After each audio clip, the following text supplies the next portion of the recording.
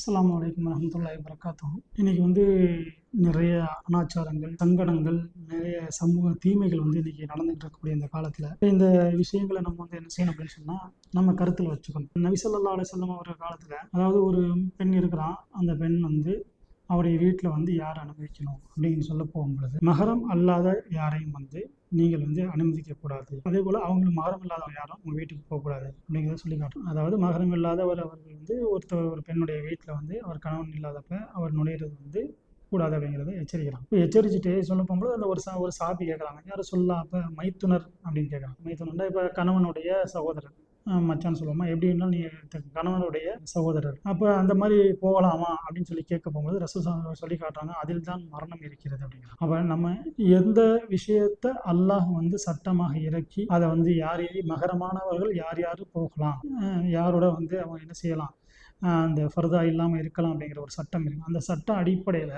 அவர்கள் யார் நுழையலாம் என்று சொல்லப்படுகிறதோ அவர் தான் நுழையலாம், யார் கூடாதுன்னு என்று சொல்லப்பட்டிருக்கிறதோ அவர்கள் என்ன செய்யக்கூடாது, நுழையக்கூடாது. இப்போ அந்த அடிப்படையில் மிக முக்கியமாக இது சர்வசாதாரணமாக நடக்கிறதாக செய்கிறாங்க. மைத்துனம் நுழையலாமா அப்படின்னு கேட்க போகும்போது ரசூல் காட்டுறாங்க கடமையாக அதில் தான் மரணம் இருக்குது அப்படின்னு கடமையாக எச்சரிக்கிறாங்க. அப்போ இந்த விஷயங்களை நம்முடைய வாழ்க்கையில் நடைமுறைப்படுத்தணும், அதை செயல்படுத்தணும். அதுதான் இஸ்லாம். அதை நம்ம நடைமுறைப்படுத்துவோம், அதை செயல்படுத்துவோம். அந்த அடிப்படையிலே நாம் யாரை அனுமதிக்கணுமோ அன்னைக்கு அனுமதிப்போம், யாரை அனுமதிக்கக்கூடாதோ அனுமதிக்கக்கூடாது என்பதிலே தெளிவாக இருப்போம். அல்லாஹ் கிருபை செய்வானாக, அல்லாஹ் நம்மை பாதுகாப்பானாக. ஆமீன். அஸ்ஸலாமு அலைக்கும் வரஹ்மத்துல்லாஹி வபரகாத்துஹு.